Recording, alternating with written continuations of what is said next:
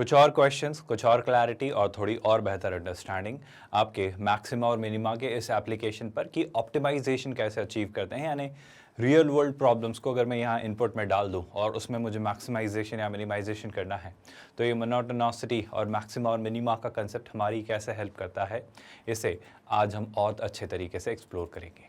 ये तैयारी है आपकी IIT JEE मेंस और JEE एडवांस मैथमेटिक्स की। हम absolutely 100% free of cost quality online education platform है किंडरगार्टन से 12th स्टैंडर्ड तक। इस प्रिपरेशन में हमने कोऑर्डिनेट ज्योमेट्री से जो शुरुआत की थी वो अब कैलकुलस पर आ चुकी है। इसके बाद vectors in 3 dimensional geometry, algebra और ट्रिग्नोमेट्री आपके बाकी हैं। आप हमारे नोट्स, PDFs और ई-बुक्स भी डाउनलोड कर सकते हैं। इसके लिए आपको इस वीडियो के डिस्क्रिप्शन में दिए गए लिंक गेट नोट्स पर क्लिक करना होगा। इस प्रिपरेशन में हम कंसेप्ट सीखते हैं, उन्हें इलस्ट्रेशंस यानी एग्जाम्पल से कंसोलिडेट करते हैं एंड देन हम शिफ्ट होते हैं आपके लिए असाइनमेंट क्वेश्चंस पर जो आपकी प्रैक्टिस के लिए आपको दिए जाते हैं। और फिर सारे कंसेप्ट्स हो जाने के बाद चैप्टर को कंक्लूड करते हैं उससे पूछे गए JEE एडवांस के सारे प्रीवियस ईयर्स क्वेश्चंस के साथ। आज अगर देखें तो फर्स्ट क्वेश्चन क्या अनफोल्ड होता है आपके लिए, गौर से देखिएगा वो क्या बोल रहा है, क्या पूछ रहा है, ज़रा उस पर बात करते हैं। Find the point alpha comma beta on this ellipse 4x² + 3y² = 12। Sir ये तो कोऑर्डिनेट ज्योमेट्री के क्वेश्चंस आ चुके हैं मेरे ख्याल से। हाँ, कुछ या लगभग ऑलमोस्ट वैसे ही, पर यहाँ मैक्सिमम एंड मिनिमा हमारा कैलकुलस भी आ जाएगा। So these are the classic examples जो अब हम क्वेश्चंस कर रहे हैं वो कोऑर्डिनेट और कैलकुलस का मिक्सचर है। और जैसा हम हर बार ये डिस्कस करते आए हैं कि आपको जो क्वेश्चंस मिलेंगे वो इस तरीके से ही मिलेंगे कि वो मिक्सचर हो। फिर वो क्या करें, इन द फर्स्ट क्वाड्रेंट है ना, तो एक पॉइंट लिया आपने इस एलिप्स पर जो कि फर्स्ट क्वाड्रेंट में है, so that the area enclosed by the lines कौन कौन, y = x, आई होप आपको नजर आ रही है, थोड़ा इमेजिन कर पा रहे हो, y = beta and x = alpha. ये जो लाइंस हैं, इन्होंने जो शेप बनाया है उसका जो एरिया होगा एंड द x एक्सिस है ना, तो इनमें एक और लाइन है, कौन सी, 3 तो लाइन्स है और एक x एक्सिस, तो 4 लाइन्स ने जो एरिया इंक्लोज किया है उस एरिया को क्या करना है भाई, उस एरिया को हमें मैक्सिमाइज करना है। मैं अगर टू बी वेरी ऑनेस्ट एक सिंपल सा पॉइंट समझाने की कोशिश करूं तो थोड़ा ध्यान से इस एलिप्स को देखो, इसे सिंप्लीफाई करो और इसे विजुलाइज करो, फिर आगे की कहानी हम देखेंगे। तो मेरा कहना है, ध्यान से सुनिएगा, अगर आपके पास ये रहा मान लो y एक्सिस, आई होप आप नोटिस कर पा रहे हो, और ये रहा मान लो आपका x axis. Any confusion so far? अब अगर y एक्सिस और x एक्सिस हैं तो एलिप्स मेरे ख्याल से कुछ इस तरीके से बनना होगा। और इस एलिप्स में मैं क्या देख पा रहा हूँ, इस एलिप्स को अगर मैंने रीस्ट्रक्चर किया, अच्छा सर आप ऐसा ही क्यों बना रहे हो, क्योंकि अगर मैं एक बार रिकन्फर्म करूँ तो मुझे चीज़ें वैसे ही दिख रही हैं। देखो बस थोड़ा सा उल्टा हो रहा है, मैंने थोड़ा उल्टा बना दिया, देखो आप खुद समझोगे। 12 इधर आया तो x² के अपॉन में 3 और y² के अपॉन में 4 है, तो शैलाई से एलिप्स में जो मेजर एक्सिस होगा वो x एक्सिस ना होकर कौन बन जाएगा भाई, y एक्सिस। तो मेरा छोटा सा एक काम करना होगा मुझे, इसे क्या कर देंगे हम भाई, रोटेट। क्या कोई कन्फ्यूजन तो नहीं है? आई होप आप समझ पा रहे हो जो मैं एग्जैक्टली कहना चाह रहा हूँ, है ना। तो इस तरीके से आपका ये एलिप्स रोटेट होगा। क्यों हुआ समझ आएगा क्या? मैं फिर से दोहरा देता हूँ। आपके एलिप्स की जो इक्वेशन है दैट इज 4x² + 3y² = 12। इसे अगर सिंप्लीफाई किया जाए तो x² / 4 का 12 कितना होता है, 3 टाइम्स, और 3 का 12 कितना होता है, 4 टाइम्स, तो प्लस कितना, y² / 4 = 1। And can you all see this very clearly कि x² के अपॉन में जो a² होता है वो 3 है जो कि आपका छोटा है। क्या इस बात में तो कोई कंफ्यूजन नहीं है? अब एक छोटा सा स्टेटमेंट समझने की कोशिश करो। आपका इसमें इस एलिप्स पर अल्फा कॉमा बीटा, मैंने एक पॉइंट लिया रैंडम कोई सा भी, लेट्स से वो पॉइंट मैंने यहाँ लिया है ना, तो ये पॉइंट क्या है आपका, अल्फा कॉमा बीटा। गौर से सुनिएगा, इस पॉइंट के कोऑर्डिनेट से alpha comma beta. By the way इस पॉइंट से पहले अगर मैं एक छोटा सा डिस्कशन आपसे करना चाहूँ तो लेट्स से एक स्ट्रेट लाइन है y = x, बिल्कुल है। एक स्ट्रेट लाइन है y = बीटा। y = बीटा मतलब क्या, मतलब जाहिर सी बात है इस पॉइंट से पास होने वाली x एक्सिस के पैरेलल एक लाइन की बात हो रही है। तो पहले तो मैं अपना y = बीटा बना लेता हूँ। तो शैलाई से वो लाइन आपकी कुछ इस तरीके से जा रही होगी। Do you all agree with that? Any confusions? और इसी तरीके से अगर मैं x = अल्फा बनाऊँ तो शैलाई से x = alpha will somewhat look like this, ऐसा क्यों? क्या आप एग्री करते हो इस बात से कि जब आप देख रहे हो sir x is equal to alpha, मतलब क्लियर सी बात है आपके y एक्सिस के पैरेलल एक straight line, do you all get that? But sir यहाँ पर एक समस्या है। समस्या क्या है? अब आपकी एक स्ट्रेट लाइन जा रही होगी, कौन सी? अब आपकी स्ट्रेट लाइन जा रही होगी y is equal to x. अभी y is equal to x exactly कहाँ से जाएगी? अब देखो मेरा कहना है या तो यहाँ से कहीं निकल जाएगी, यहाँ से कहीं निकल जाएगी, दैट टोटली डिपेंड्स। अब समझो बात को, अगर मैंने y is equal to x को यहाँ कहीं से निकाल दिया तो मेरा ये वाला पार्ट कंसिडरेशन से रह जाएगा, आप समझ रहे हो, क्योंकि अभी x एक्सिस भी है पिक्चर में, तो उस केस में ट्रायंगल बन जाएगा। पर एक छोटा सा चांस ये भी हो सकता था सर कि ये ट्रायंगल के बजाय क्या बन जाता? ये ट्रायंगल के बजाय इस तरीके से एक क्वाड्रिलैटरल भी बन जाता। आप समझ रहे हो क्या? तो ये पूरे तरीके से डिपेंड करता है इस बात पर कि आपकी y is equal to x किस तरीके से जा रही है। वो तो जैसे जानी है जाएगी, पर आपने अल्फा कॉमा बीटा कहाँ लिया? तो मैं थोड़ी देर के लिए मान लेता हूँ जैसे कि मैंने अल्फा कॉमा बीटा थोड़ा नीचे ले लिया होता, समझने की कोशिश करना। जैसे अल्फा कॉमा बीटा मान लो मैंने यहाँ कहीं ले लिया होता, let's say, I hope confuse नहीं हो रहे हो। ये मान लो वो पॉइंट होता अल्फा कॉमा बीटा यहाँ, है ना? So let's say this is that point alpha comma beta, this here is your straight line कौन सी? y is equal to beta and that's your x is equals to alpha, that is clearly the x axis और this is your y axis। अब अगर मैं आपसे पूछूं जो आपकी straight line है y is equals to x, let's say वो इस तरीके से जा रही है, आपकी जो स्ट्रेट लाइन है y is equals to x, let's say वो कुछ इस तरीके से जा रही है ना?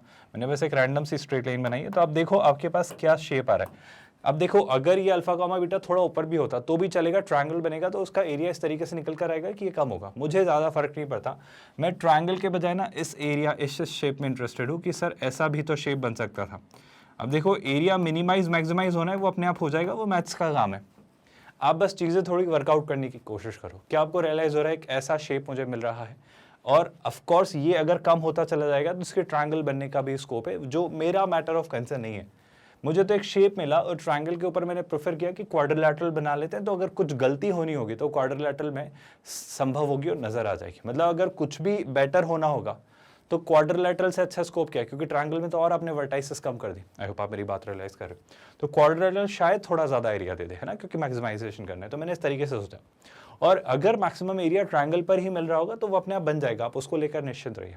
तो पहले तो मुझे कुछ ऐसी दो चार चीज़ें दिखी, क्या क्या कि सर अल्फा कॉमा बीटा से आपका ये गुजर रहा है, तो एक कोऑर्डिनेट अल्फा कॉमा बीटा, ये पॉइंट और ये पॉइंट, इस तरीके से मुझे 4 पॉइंट्स दिख रहे हैं जिनसे क्या बन रहा है भाई, अपना क्वाड्रिलैटरल। अब एक छोटा सा स्टेटमेंट यहाँ पर, बिल्कुल सिंपल सी बात है। आप ऐसे मान लो अल्फा कॉमा बीटा के क्या मैं पैरामेट्रिक वर्जन ले सकता हूँ? मेरे ख्याल से मैं ले सकता हूँ। कैसे सर? ध्यान से सोचो, इक्वेशन दी हुई है ना, तो इस पर लाई करने वाले किसी भी पॉइंट को पैरामेट्रिकली एज्यूम किया जा सकता है। तो शेलाई से मैं अगर देखूँ यहाँ पर, तो ये कितना है सर? ये लिखा है x²/3। तो शेलाई से आई होप आपको एलिप्स याद है, हम किस तरीके से लेते हैं आपके, ये साइन थीटा और कॉस थीटा में ही सोचते हो, लेकिन सर्कल का एक अलग वर्जन ये होता है ना। तो आपको याद होगा हम a cos थीटा और b sin थीटा लिया करते थे, कोऑर्डिनेट भूले तो नहीं हो। तो हो जाएगा कितना, 3 cos theta comma of course कितना, 4 टाइम्स साइन थीटा। तो बेसिकली हमारा जो फंक्शन बनने वाला है पूरा खेल थीटा में होगा, है ना। अब देखो मुझे इस पॉइंट के कोऑर्डिनेट बताओ। तो सर ये अल्फा कॉमा बीटा जो आप लेकर चले थे उसे आप चाहते तो लिख लेते क्या, a cos theta comma of course b sin theta. अच्छा, इन सारी बातों से पर एक छोटा सा स्टेटमेंट, ये लाइन क्या है, x is equal to alpha, तो इसका जो फीट होगा, जो ये कोऑर्डिनेट होगा, ये x एक्सिस पर है, ये x एक्सिस पर है, तो इसका y कोऑर्डिनेट 0 होगा और x कोऑर्डिनेट क्या होगा, अल्फा। तो ये कितना हो जाएगा, ये हो जाएगा आपका a cos theta comma 0।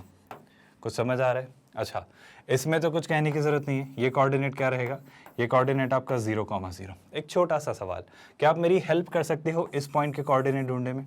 Sir ये पॉइंट कैसे ढूंढेंगे? आप सोच के देखो ना, ये इस लाइन का और इस लाइन का पॉइंट ऑफ इंटरसेक्शन है। ये लाइन पर एक पॉइंट लाई करता है बीटा, जिसका एक्चुअल वर्जन क्या है, b sin थीटा। तो शलाई से इस पॉइंट का जो y कोऑर्डिनेट है वो तो मुझे पता है सर, इस लाइन का जो y कोऑर्डिनेट है that is b sin theta. आप कुछ देख पा रहे हो लाइन कौन सी है? सर ये जो लाइन बनाई है ना आपने, लाइन है y is equal to x। अरे भाई अगर y is equal to x है तो जो y कोऑर्डिनेट है वही x कोऑर्डिनेट होगा ना। तो इस लाइन का जो x कोऑर्डिनेट है वो कितना हो जाएगा, वो भी आपका b sin थीटा ही होगा। क्या अब आपको मेरा पॉइंट समझ आ रहा है कि हम किस तरफ जा रहे हैं और कैसे इस क्वेश्चन को सॉल्व करने वाले हैं? सर अगर आप ध्यान से देखोगे तो ये ट्रेपेजियम काइंड ऑफ शेप है, और ट्रेपेजियम का एरिया हम बहुत आराम से निकाल सकते हैं sum of parallel sides into height का। अगर मैं हाफ ले लूँ, अगर आपको ट्रेपेजियम का एरिया निकालते आता है ना, पैरेललोग्राम नहीं है क्योंकि ये और ये पैरेलल नहीं, तो स्पेसिफिकली अगर मैं ज़्यादा डिटेल में ना जाऊँ तो कम से कम ये दो साइड्स तो पैरेलल हैं, क्योंकि ये दोनों एक तो एक्स एक्सिस और एक्स एक्सिस के पैरेलल है।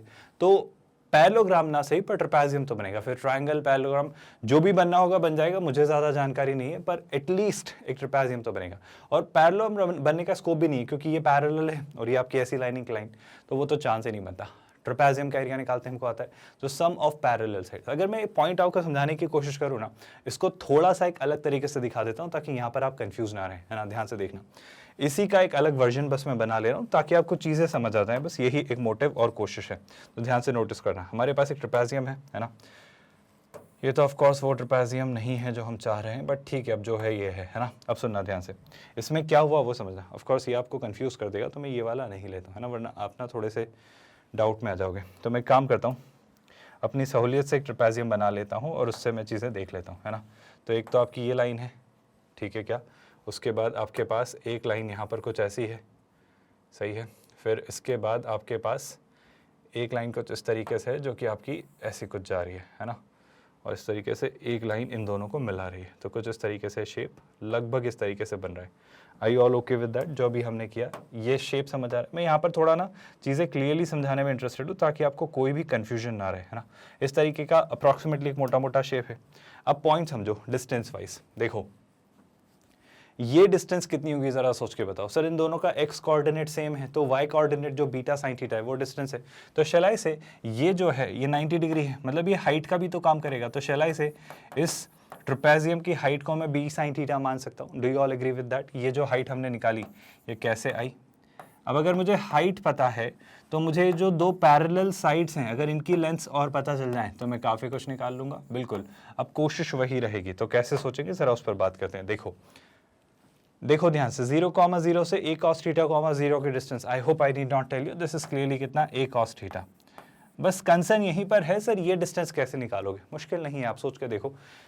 इस पॉइंट से इस पॉइंट की डिस्टेंस, अब ये भी y एक्सिस पर लाई कर रहा है। अब देखो ना, यहाँ भी बीटा साइन थीटा है, यहाँ भी बीटा साइन थीटा है, तो ओवरऑल डिस्टेंस क्या आएगी? वो होगी a cos theta minus b sine theta. तो ये वाली जो डिस्टेंस होगी ये होगी आपकी a cos theta minus b sine theta. And I hope आपको मॉड वॉड लगाने की जरूरत नहीं है, क्योंकि ये of course right hand side पर है, ये लेफ्ट हैंड साइड पर है, तो राइट हैंड साइड वाली बड़ी वैल्यू उसमें से छोटी वैल्यू से प्राप्त करेंगे तो कुछ ऐसा आएगा। तो मुझे दोनों पैरेलल साइड्स की लेंथ्स पता चल गई, हाइट पता चल गई है, तो शायद मैं एरिया निकाल सकता हूँ। तो क्या ओवरऑल अप्रोच समझ आ रही है हम इस क्वेश्चन को कैसे सोच रहे हैं और कैसे पैरामीट्रिक वर्जन ने हमारी हेल्प की? अगर यहाँ से सोचा जाए तो नोटिस करना मैं क्या कहने में इंटरेस्टेड हूँ। वो जो एरिया फंक्शन हमारा बनेगा वो बनेगा half sum of parallel sides. So sum of parallel sides मतलब क्या? a cos theta plus a cos theta minus b sin theta, that will be 2 times a cos theta minus b sin theta, है ना। तो कितना आ जाएगा? 2 times a cos theta minus b sin theta. What next? Sir height कितनी? b sin theta. तो इस तरीके से ओवरऑल हमारा ये एक्सप्रेशन बनेगा। पहले तो ये पार्ट समझ आ रहा है, इसकी किसी भी स्टेप में कहीं पर भी कोई डाउट? अभी क्या आप चाहे तो सिंप्लीफाई कर लो, जो कि मुझे लग रहा है कि सिंप्लीफाई करने से ना थोड़ा सा डिफरेंशिएशन आसान रहेगा। ऐसे भी करोगे तो कुछ फर्क नहीं आना है, बट आसान बना लेते। तो एक काम करते हैं, ए को मैं लिखता हूँ हाफ, तो एज इट इज है ही। यहाँ पर क्या लिखा है? 2a साइन थीटा इधर आया तो 2ab cos theta sine theta. Shall I से 2 sine theta cos theta sine 2 theta बन जाएगा। So this will be ab sine 2 theta. I hope आपको समझ आ रहा है। और of course b sine theta into b sine theta, that will give you कितना? b square sine theta. कोई कंफ्यूजन? अब अगर मेरे पास एरिया एक फंक्शन है थीटा के टर्म्स में, जहां पर थीटा वेरिएबल है, थीटा ऑफ कोर्स क्या है? थीटा ये वही पॉइंट है जो आपका एरिया मिनिमाइज या मैक्सिमाइज करवाएगा। ऑफ कोर्स आप समझ लो, अगर बाहर निकल गया तो वो ट्रायंगल बना देगा, नीचे आ गया तो वो कुछ और बना देगा, जैसे ट्रेपेजियम। जो भी शेप बनना है हमें उससे फर्क नहीं पड़ता, वो कौन डिसाइड करेगा? थीटा। और थीटा ही हमारी हेल्प करेगा भी इस एरिया को मैक्सिमाइज और मिनिमाइज करवाने में। अप्रोच समझ आ रही है? और वो मैथ्स की टेंशन है कि वो उसे क्या बनाना है शेप, आप उसकी चिंता मत करिए। आप तो एक बेस्ट और वर्स्ट केस में चीज़ें इमेजिन करिए, आप अपने आप चीज़ें निकाल पाएंगे। इससे डिफ्रेंशिएट किया थीटा के रिस्पेक्ट में, तो ये क्या रहा सर? ये आपका आ जाएगा dA/d थीटा। मैं एक्चुअली क्रिटिकल पॉइंट या स्टेशनरी पॉइंट तक जाना चाह रहा हूँ, तो हाफ तो हाफ है, इसे मत छेड़िए, है ना। AB साइन 2 थीटा, बताओ AB तो एज इट इज कुछ नहीं जाना है, और साइन 2 थीटा का डेरिवेटिव कितना? cos 2 theta. लेकिन 2 थीटा का चेन रूल के according derivative 2। Similarly b square as it is और साइन थीटा का डेरिवेटिव कितना, कॉस थीटा। तो इस तरीके से कुछ चीज़ें आपको मिली और आपने देखी। फिर वही प्रोसेस क्या करेंगे सर, अब देखो ज़रा ध्यान से, मैं D A by D theta को 0 के इक्वल रखूंगा, तो 1/2 से तो फर्क पड़ता नहीं है, ये जब 0 के इक्वल जाएगा तो दोनों इक्वल हो जाएंगे, है ना। तो मैं स्टेशनरी पॉइंट निकालने के लिए 2ab cos 2 थीटा जो आपका एक्सप्रेशन है वो किसके इक्वल आ जाएगा, that will be equal to b square cos theta. क्या आप ये पॉइंट समझ पा रहे हो, हमने क्या किया, we have done nothing but 2ab cos 2 theta is equal to b square cos theta, क्योंकि ये आपका फैक्टर देने में आपकी हेल्प करेगा। अब अगर ओवरऑल एक क्वाड्रेटिक आप बनाना चाहो कॉस थीटा में तो वैसा कर लो। पहली बात तो बी से बी कैंसिल करो सर, तो ये हो जाएगा 2a cos 2 थीटा। चाहो तो cos 2 थीटा का फॉर्मूला आप यूज़ कर सकते हो और ये कितना हो जाएगा b टाइम्स cos थीटा। मेरा कहना है सबसे अच्छा तरीका यही होगा कि cos 2 थीटा का फॉर्मूला आप हेल्प ले लो और इसे क्वाड्रेटिक में कन्वर्ट करके क्रैक कर लो कि एग्जैक्टली ये फॉर्मूला कहाँ जा रहा है, और उससे शायद हम इजीली चीज़ें सोच पाए। एक तरीका।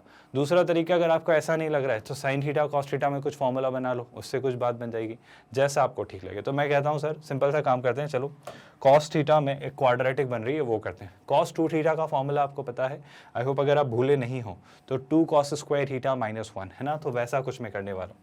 तो कितना हो जाएगा 2a टाइम्स कितना 2 cos square theta minus 1 is equal to कितना, is equal to b times cos theta. Any issues? अब 2a को अंदर मल्टीप्लाई किया, गौर से देखना, तो ये हो जाएगा कितना 4a cos स्क्वायर थीटा। सुनिएगा ध्यान से, है ना, b cos थीटा इधर आया सो that will B minus b times कितना cos थीटा, और 2a जब यहाँ मल्टीप्लाई हो दैट्स माइनस 2a। कोई परेशानी? आई थिंक सर मैं क्वाड्रेटिक सॉल्व करना जानता हूँ, ज़्यादा दिमाग नहीं लगाएंगे, हम सीधे सीधे अपना श्रीधर आचार्य मेथड लगाएंगे। क्या आप मेरी बात से एग्री करते हो? क्योंकि टेक्निकली मुझे क्या चाहिए, समझो बात को, गड़बड़ ये हो रही है कि मुझे सम चाहिए कितना माइनस b और प्रोडक्ट कितना चाहिए, मुझे प्रोडक्ट चाहिए माइनस 8a स्क्वायर। तो मैं a और b में कोई रिलेशन खास तो जानता नहीं हूँ, तो मेरी सहूलियत के लिए मैं यही करूँगा कि भाई मैं तो श्रीधर आचार्य मेथड लगाऊंगा। आपको दिख रहा है cos थीटा में ये क्या बन रही है, क्वाड्रेटिक। तो ट्राई करते हैं और cos थीटा की वैल्यू निकालने की कोशिश करते हैं।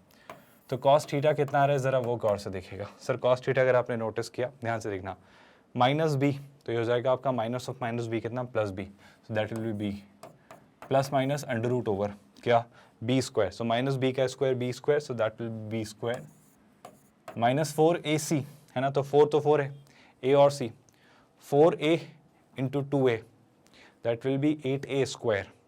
8 का 4 टाइम्स 32 और उसका नेगेटिव, तो क्या हो जाएगा, ऑफकोर्स यहाँ नेगेटिव 32a स्क्वायर आ रहा है तो उसका भी नेगेटिव, क्योंकि माइनस 4ac था, तो हो जाएगा प्लस 32a स्क्वायर। तो यहाँ पर आपको क्या मिलेगा, plus 32a square, of course divided by what, divided by 2a।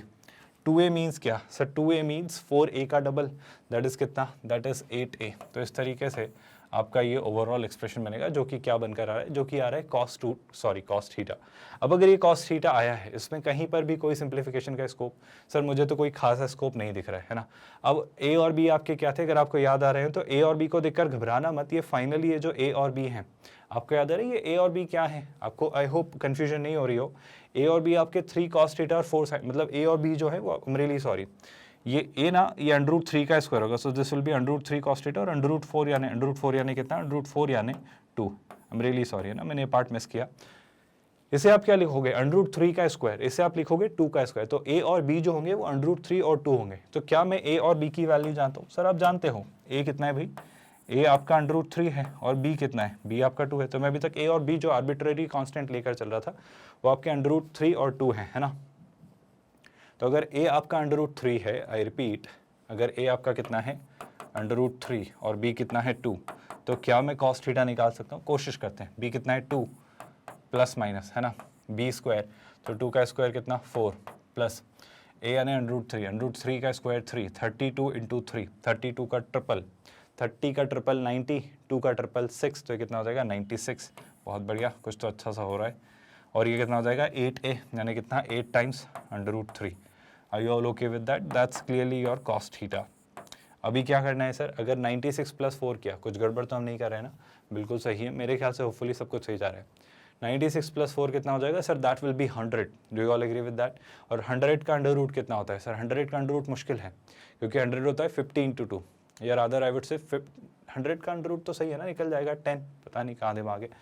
100 का अंडर रूट बिल्कुल सही, 10 इंटू 10, पता नहीं क्या मिस कर रहा हूँ मैं, तो ये कितना हो जाएगा, दिस विल बी 10। अब आप बात समझने की कोशिश करना, अगर ये आपका 10 है तो कॉस थीटा के लिए आप क्या करोगे, एक बार प्लस साइन लिया तो 10 + 2 कितना 12। गौर से देखना, अगर मैंने प्लस साइन लिया तो 10 + 2 कितना 12, 12/8√3। अब समझो बात को, 4 का कितना 2 टाइम्स, 4 का कितना 3 टाइम्स। आई होप आप सुन रहे हो।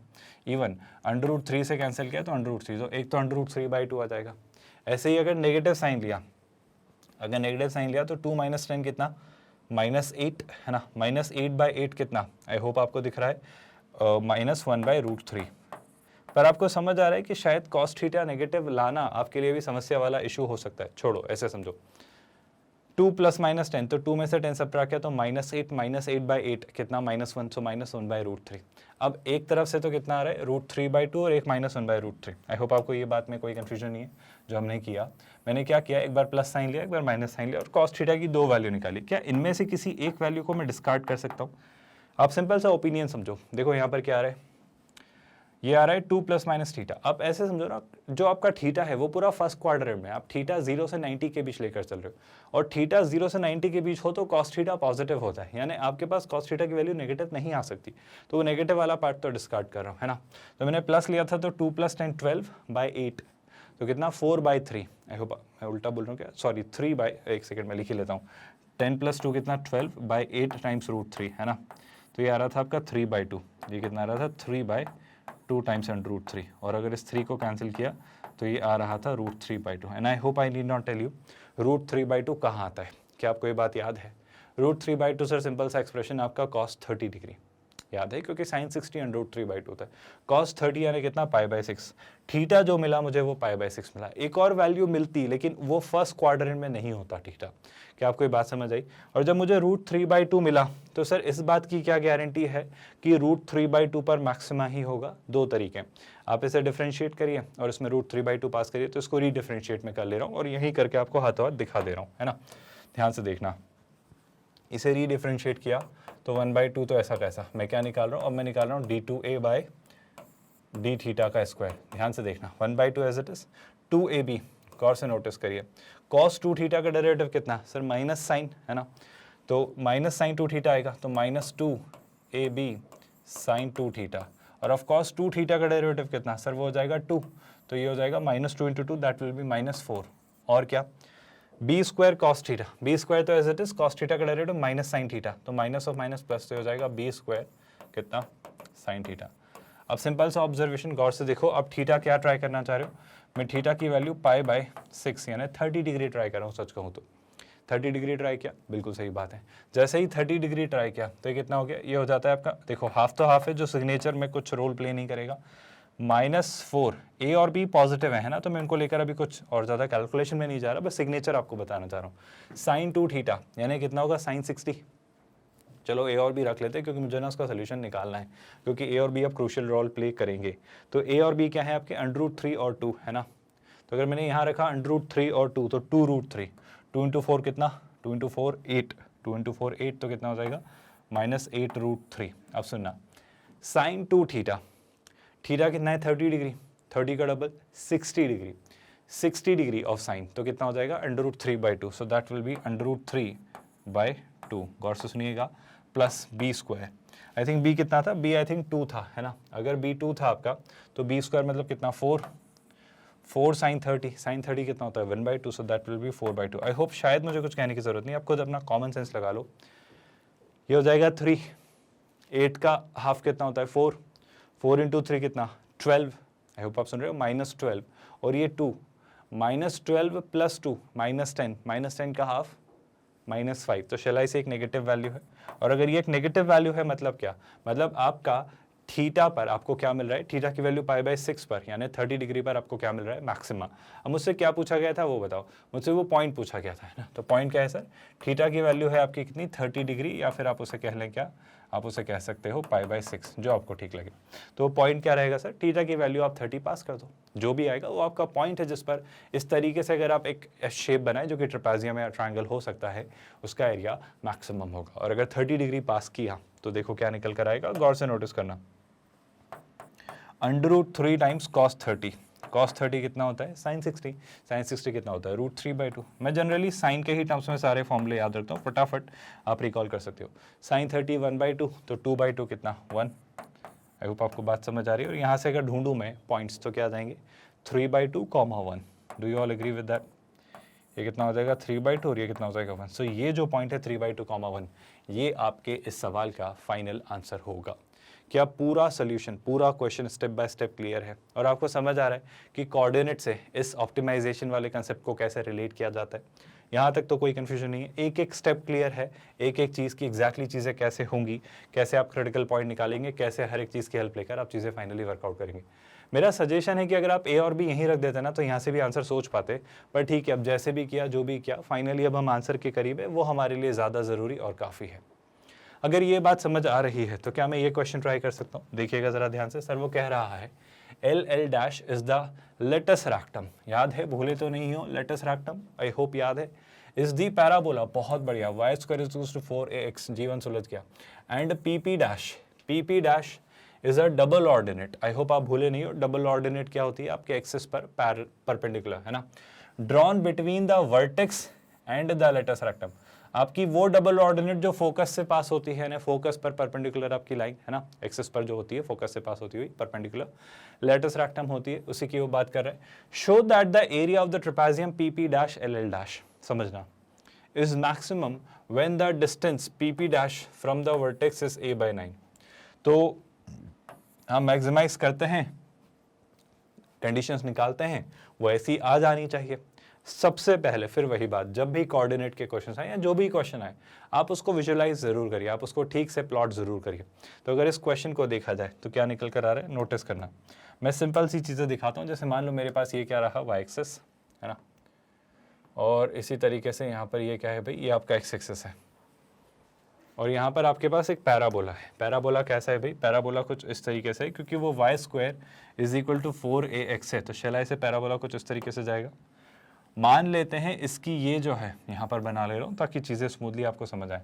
मान लेते हैं ये आपकी क्या है, लेटस रैक्टम, है ना, और इसी तरीके से अगर आप इसमें ये बनाएं, रियली सॉरी,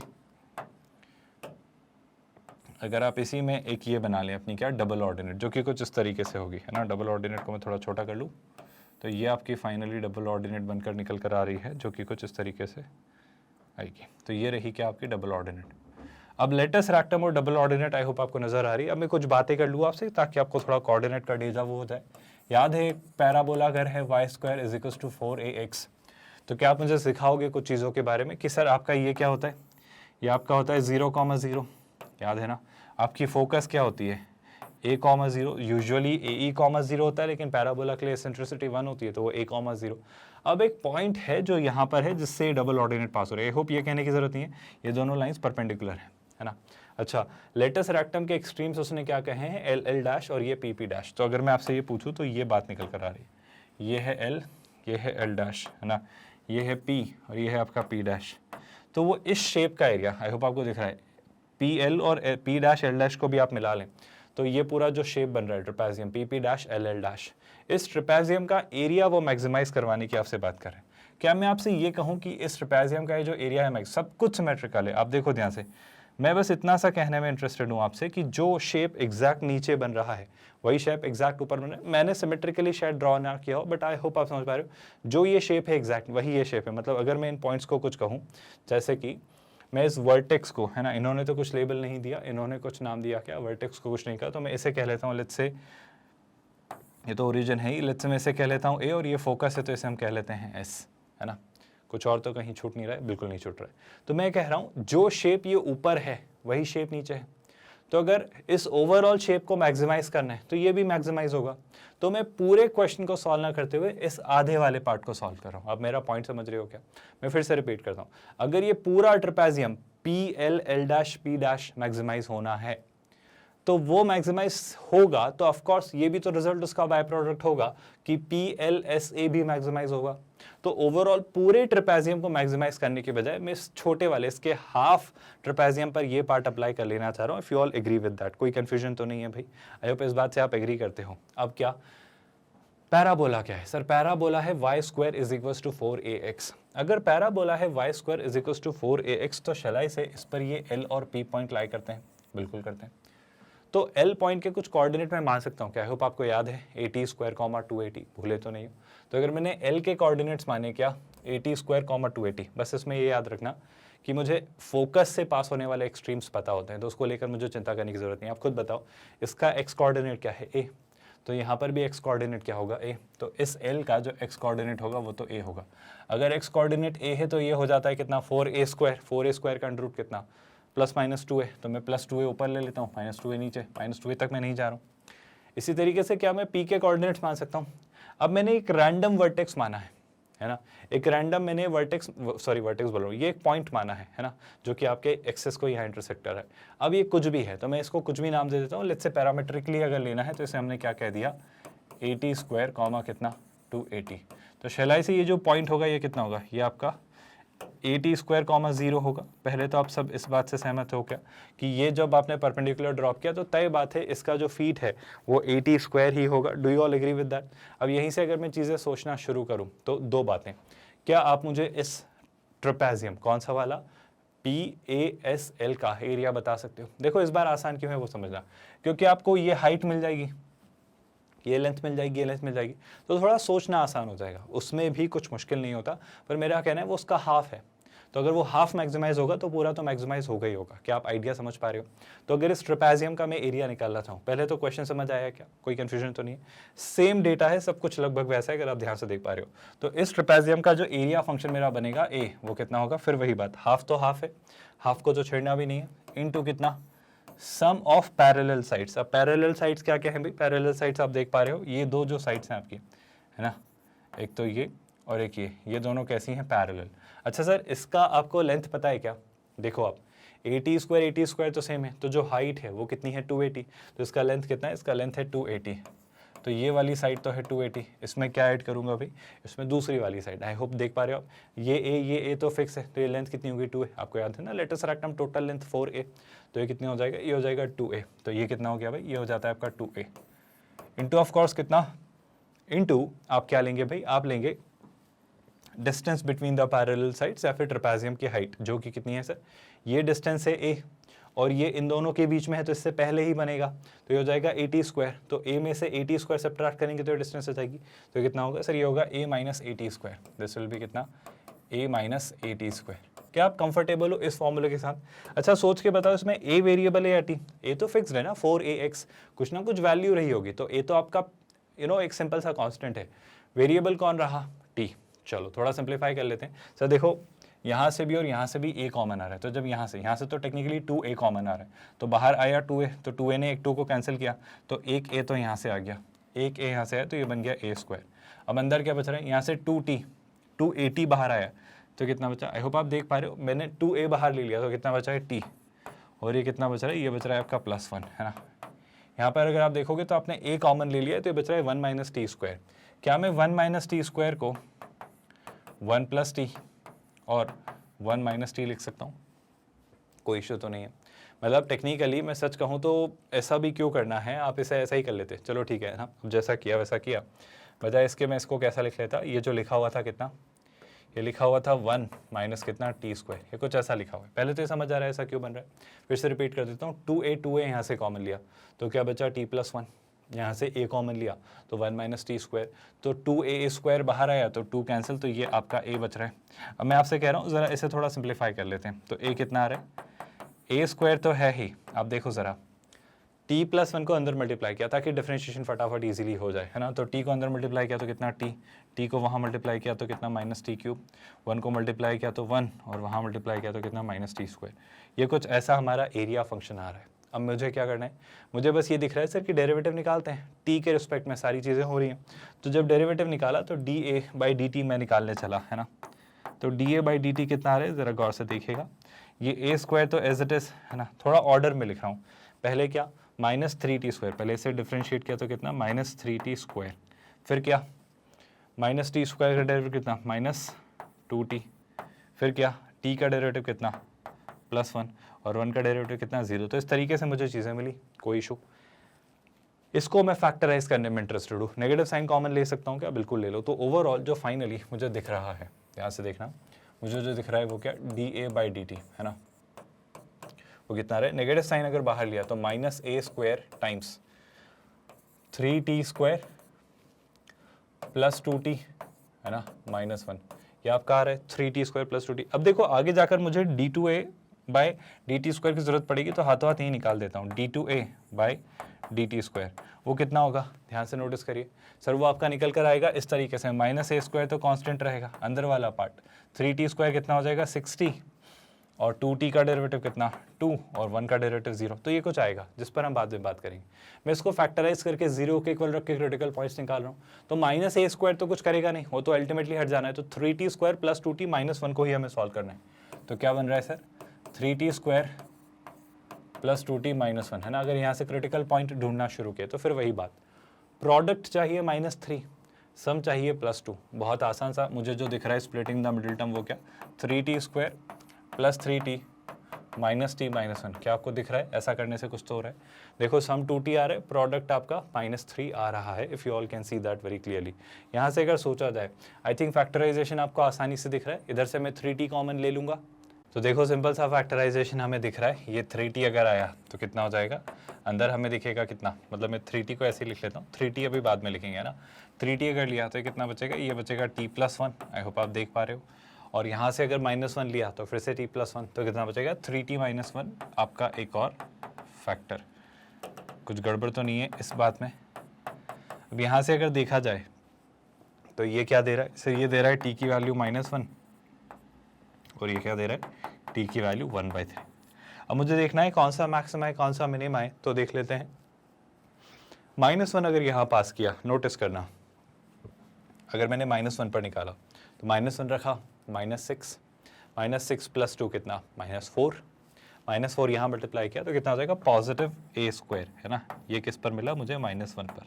अच्छा, एंड ऑफ कोर्स अगर आप खुद सोचो कॉमन सेंस लगाकर कि अगर मैं 1/3 पास करता हूँ, तो 1/3 रखा तो कितना आ जाएगा 2 इंटू 2 प्लस 2 कितना 4, तो ये जाएगा कितना -4a², तो उस केस में ये एग्जैक्टली उतना ही मैग्नीट्यूड वाइज नेगेटिव हो जाएगा। तो शैलाई से मुझे क्या चाहिए था, मुझे एरिया मैक्सिमाइज करना था, एरिया मैक्सिमाइज करना है तो मैं क्या लूँगा, जहाँ d2a/dt² नेगेटिव होगा, क्योंकि उस पर मुझे मैक्सिमा मिलेगा, तो 1/3 will be my considerable value, जिस पर मुझे क्या मिलेगा, मैक्सिमा। तो t की वैल्यू क्या होनी चाहिए सर, t की वैल्यू 1/3 होनी चाहिए। अब अगर t की वैल्यू 1/3 है तो कुछ कहने की ज़रूरत है क्या, सर t की वैल्यू 1/3 है तो at² कितना हो जाएगा, a इंटू 1/3², यानी इसे हम क्या लिखूंगा, मैं इसे लिखूंगा a/9, एंड आई थिंक शायद मुझे इसके आगे कुछ कहने की ज़रूरत नहीं है, अगर आप मेरी बात समझ पा रहे हो तो। आप देखो ना, वर्टेक्स यानी 0,0 से इसकी डिस्टेंस कितनी है, a,9, आई होप आपको दिख रही है, तो यही आपका वो प्रूफ है जो वो मांग रहा था। एक सिंपल सा क्वेश्चन, इसमें कोई ऐसी अब चीज़ मेरे ख्याल से नहीं है जो आपको नहीं पता। अब आप हर एक चीज़ से डील करना जानते हो, इन्हें आप समझते हो। जैसे ये वाला सवाल, वो क्या बोल रहा है, आपको फिगर आउट करना है क्या, पॉइंट्स किस पर, इस कर्व पर है ना, एक कर्व दे दिया गया जिसकी डिस्टेंस ओरिजिन से क्या हो, मैक्सिमम और मिनिमम। सर अब ये कैसे सोचेंगे, इस तरह के क्वेश्चन तो हमने करना सीखा ही नहीं। और सबसे सिंपल सी बात सर, मतलब सबसे कठिन बात, सबसे मुश्किल बात कि ये कर्व कैसे क्रैक करेंगे, इस कर्व को क्रैक कैसे करेंगे, इसको फिगर आउट कैसे करेंगे। तो मेरा कहना है, मैं रैंडमली, देखो कोई ना कोई ये कर्व है, मुझे नहीं पता कैसा है, पर कुछ ना कुछ तो ये है ना। क्या है sir, 5x² minus 8xy plus 5y² is equal to 4। इस कर्व पर एक पॉइंट लाई करता है, मुझे नहीं पता कैसे क्या, पर कोई ना कोई पॉइंट लाई करता है जिसकी डिस्टेंस ओरिजिन से मैक्सिमम या मिनिमम। अब देखो मेरी बात समझने की कोशिश करो, मान लो ये आपका y एक्सिस है ना, मुझे नहीं पता इस कर्व का ग्राफ कैसे बनेगा, और ये मान लो x एक्सिस है, कुछ ना कुछ बन रहा है, जैसे कि मान लो ये कर्व कुछ इस तरीके से जा रहा है ना। बस सिंपल सा पॉइंट मेरा समझने की कोशिश करना, मैक्सिमम और मिनिमम डिस्टेंस क्या होती है इस कर्व पर, कोई ऐसा पॉइंट जिस पर अगर मैं नॉर्मल ड्रॉ करूँ और वो ओरिजिन से पास हो रहा है, तो वो मैक्सिमम लेंथ और मिनिमम लेंथ कहाँ से कैरी करता है, उसकी वो बात कर रहा है ना। ये बात आई होप आप जानते हो, किसी भी कर्व की किसी पॉइंट से डिस्टेंस जो होती है वो उसके नॉर्मल को अलोंग आप निकालते हो। अब अगर मुझे पूछा जा रहा है मैक्सिमम और मिनिमम, तो मेरा फंडा सिंपल सा है सर, इस कर्व पर एक पॉइंट मान लेता हूँ है ना, मान लो इस कर्व पर एक रैंडम पॉइंट मैंने माना ये है ना P। अब आप खुद सोचो, अगर ये रैंडम पॉइंट मैंने P माना है तो ये P पॉइंट मान लो ओरिजिन से कुछ ऐसा ये डिस्टेंस पर है ना, और वो जो ओरिजिन से कुछ डिस्टेंस पर है वो पॉजिटिव एक्स एक्सिस में थीटा डिग्री एंगल बना रही है, और जो ओरिजिन से उस पॉइंट P की डिस्टेंस है अगर वो r है तो क्या मैं P के कोऑर्डिनेट्स बना सकता हूँ? सर कह सकते हो, आप P के कोऑर्डिनेट कहोगे r cos theta comma r sin theta. कुछ समझ आया जो मैं कहना करना या बोलना चाह रहा हूँ? सिंपल सी बात है, दो चीज़ों पर हमने काम किया। दो क्या चीज़ें? मैंने ये माना सर उस कर्व पर जो पॉइंट है P, मान लो मिनिमम या मैक्सिमम डिस्टेंस एक रैंडम पॉइंट लिया P, वो पॉइंट P को जब ओरिजिन से ज्वाइन किया तो वो लाइन पॉजिटिव एक्सिस या थीटा डिग्री एंगल, और वो पॉइंट P ओरिजिन से r डिस्टेंस कैरी करता है। तो उस पॉइंट P के मेरे सेंस के अकॉर्डिंग, मेरे लॉजिक के अकॉर्डिंग r डिस्टेंस पर ये थीटा एंगल बना रहे, तो हम क्या जानते हैं सर? वो कोऑर्डिनेट होंगे r cos theta comma r sin theta. मुझे ये पता है कि ये पॉइंट P आपके इस कर्व पर लाई करता है। आई रिपीट, अगर ये पॉइंट P आपके इस कर्व पर लाई करता है तो शैलाई से ये पॉइंट P इस कर्व की इक्वेशन को सेटिस्फाई करेगा। ठीक है, तो सेटिस्फाई करवाते हैं। तो ये कितना हो जाएगा? 5x स्क्वायर, एक्स स्क्वायर यानी कितना? r square cos square theta, फिर क्या 8xy, तो 8xy कितना हो जाएगा? 8 तो 8 है ना, xy यानी r और r स्क्वायर, और कितना cos थीटा sin थीटा। कोई परेशानी तो नहीं है जो मैं कर रहा हूँ या कह रहा हूँ?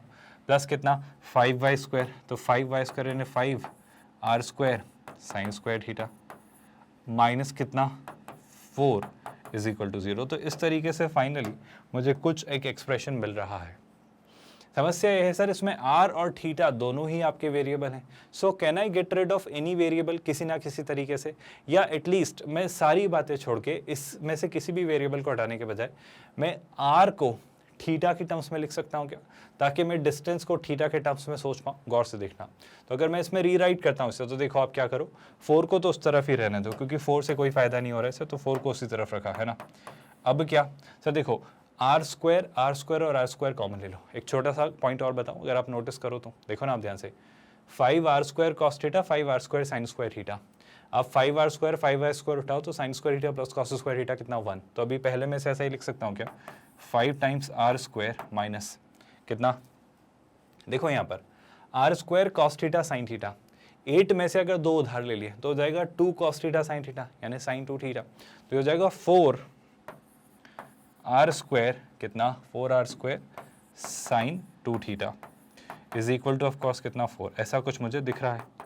अब मेरा आपसे ये कहना है, ज़रा अगर मैं इसे रीराइट करूँ तो क्या मैं r स्क्वायर कॉमन लेकर बाकी बचे हुए से को उधर पुश कर सकता हूँ?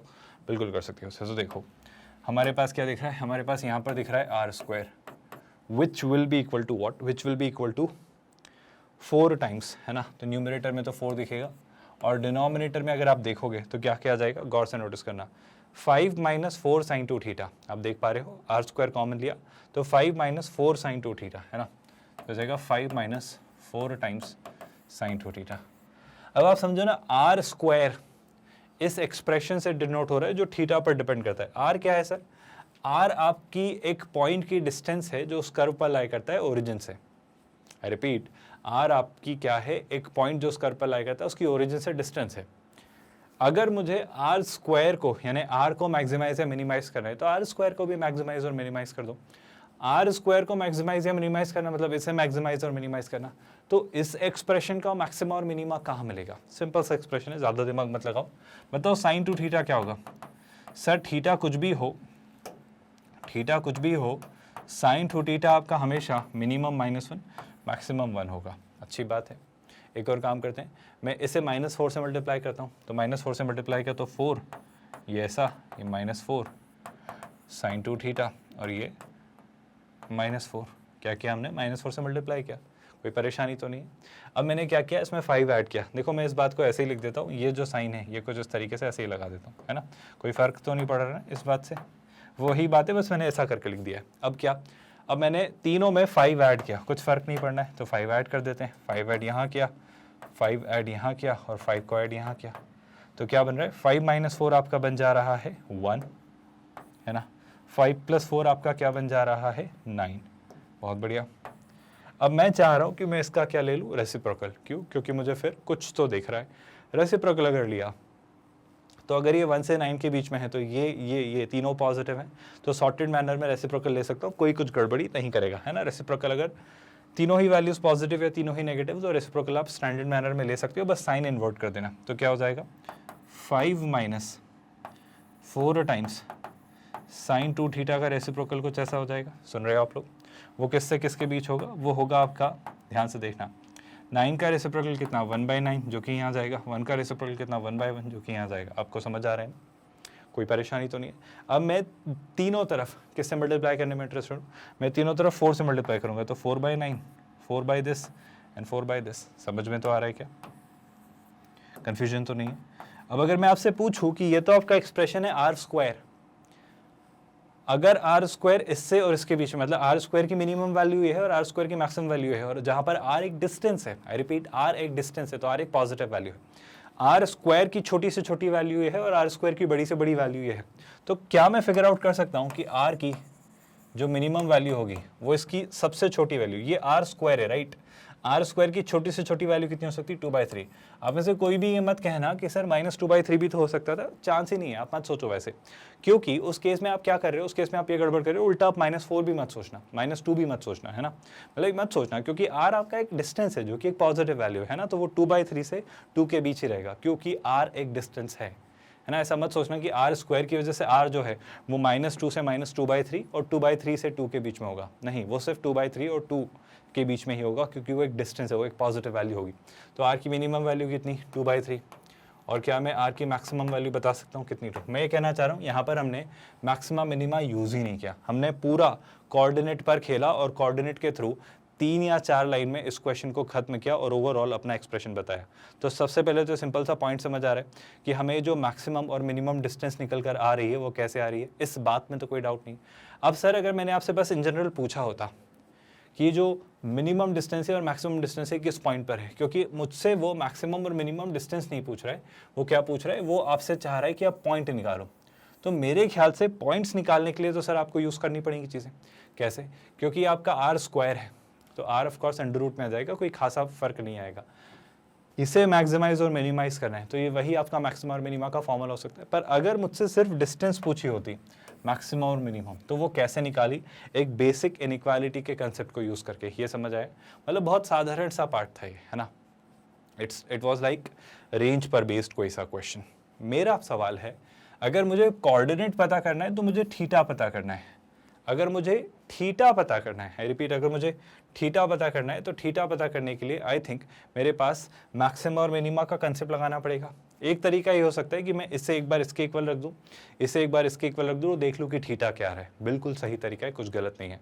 और एक तरीका, मैं यहाँ से अपना मैक्सिमा और मिनिमा का कंसेप्ट अप्लाई कर लूँ। क्या दोनों तरीके समझ आ रहे हैं? आई रिपीट, 2/3 जब आप, या रादर 4/this को जब 4/9 के इक्वल रखोगे तो आपको क्या मिल जाएगा? यहाँ से एक थीटा, आप सुन रहे हो, और जब इसे 4 के इक्वल रखोगे तो यहाँ से एक और थीटा मिल जाएगा। तो ये थीटा आपका क्या होगा? मिनिमा वाला, जहाँ पर मिनिमम डिस्टेंस होगी, और इसके थ्रू जब थीटा निकालोगे तो मैक्सिमा वाला होगा। पहला तरीका। दूसरा तरीका जो हम AOD में डिस्कस कर रहे हैं, मैं इस एक्सप्रेशन में अपना मैक्सिमा मिनिमा वाला कंसेप्ट लगाता हूँ।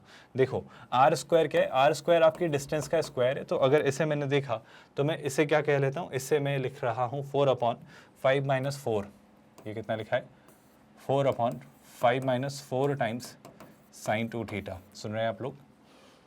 अब डिस्टेंस मैक्सिमाइज मिनिमाइज करो या उसका स्क्वायर मैक्सिमाइज मिनिमाइज करो, एक ही बात है। क्या आप मेरी इस बात से एग्री करते हो?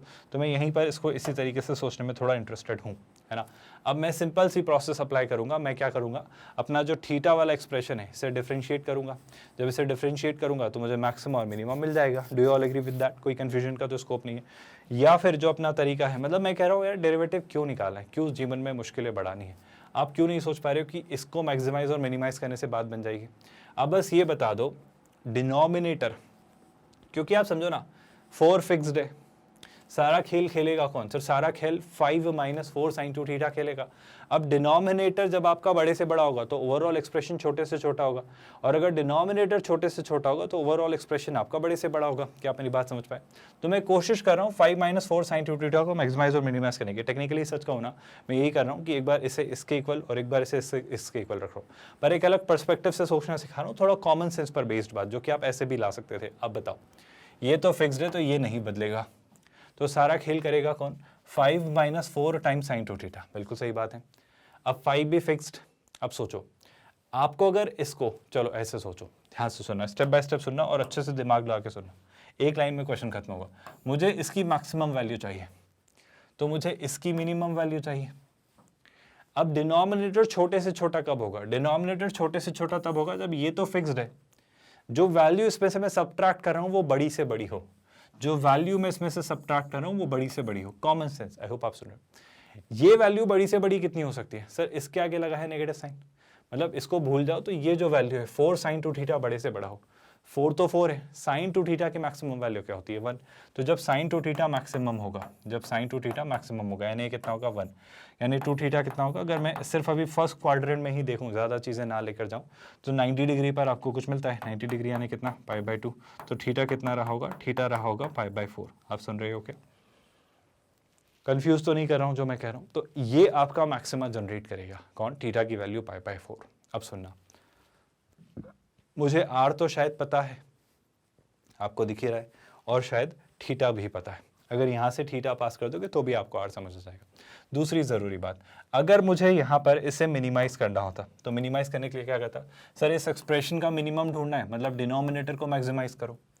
आप सुन रहे हो? डिनोमिनेटर को मैक्सिमाइज़ करने का मतलब क्या है? सर इसमें से इसको सब्ट्रैक्ट किया, अगर ये वैल्यू छोटी से छोटी हो जाए तो बात बन जाएगी। अब इसे छोटे से छोटा करने में कौन योगदान देगा? सर 4 तो 4 है, साइन 2 थीटा छोटे से छोटा हो जाए। साइन 2 थीटा छोटे से छोटा क्या हो सकता है? साइन 2 थीटा छोटे से छोटा -1 होता है। आपको समझ आ रहा है? ये वही सारी बातें जो हमने यहाँ पर एग्जैक्टली की हैं। आप देखो ना, कुछ वैसा ही चला आ रहा है, एग्जैक्टली वही बातें यहाँ पर हो रही हैं। तो साइन 2 थीटा -1 कब होता है? अब ग्राफ याद करो साइन का, साइन 2 थीटा का नहीं, साइन का याद कर लो।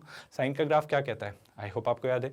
-π/2 ले लूँ क्या? चलो वहाँ से लेते हैं ना। अगर -π/2 लिया, अगर आपको थीटा पॉजिटिव ही लेना है, क्योंकि हम एंटी क्लॉकवाइज मेजर करते हो, नेगेटिव नहीं जाना चाह रहे, तो आप पॉजिटिवली भी सोच लो कि आपका एंगल 90 डिग्री के बाद, आई होप आपको दिख रहा है, ये 90 है, ये पाई है, ये 3π/2 है, तो 3π/2 मान के चल सकते हो, कोई बुराई नहीं है ना। तो 3π/2 लिया, मतलब अगर 2 थीटा -1 है, साइन 2 थीटा -1 है, तो 2 थीटा कितना होगा? 3π/2, यानी थीटा कितना होगा? थीटा होगा आपका 3π/4। तो इस तरीके से आपको ये पॉइंट मिलेंगे, एक तो थीटा जो कि होगा 3π/4, एक होगा थीटा π/4। π/4 जब था तो आपको क्या मिल रही थी? Distance maximum. क्यों? शायद मुझे बताने की जरूरत नहीं है। जब 3π/4 है तो डिस्टेंस क्या मिल रही है? मिनिमम। और इस पूरी कहानी को बस इस एक्सप्रेशन से वर्कआउट कर सकते हो। अब आप कैसे निकालोगे? मैक्सिमम डिस्टेंस कितनी थी ये बताओ। अगर आपको 2 और 2/3 ऐसे नहीं समझ आए थे तो आप 2 और 2/3 ऐसे भी निकाल सकते हो कि आप ये π/4 यहाँ पास कर दो। दिमाग से सोचना, π/4 यहाँ रखा तो π/2, साइन π/2 कितना? 1, यानी कितना? -4। 5 - 4 कितना? 1, और 1 यहाँ रखा तो 4। तो जब ये π/4 है तो डिस्टेंस कितनी है भाई? r² 4 है, तो r कितना होगा? 2। अब r को आप -2 मत लेना, क्योंकि r डिस्टेंस है। आप रियलाइज कर रहे हो? कोई परेशानी तो नहीं?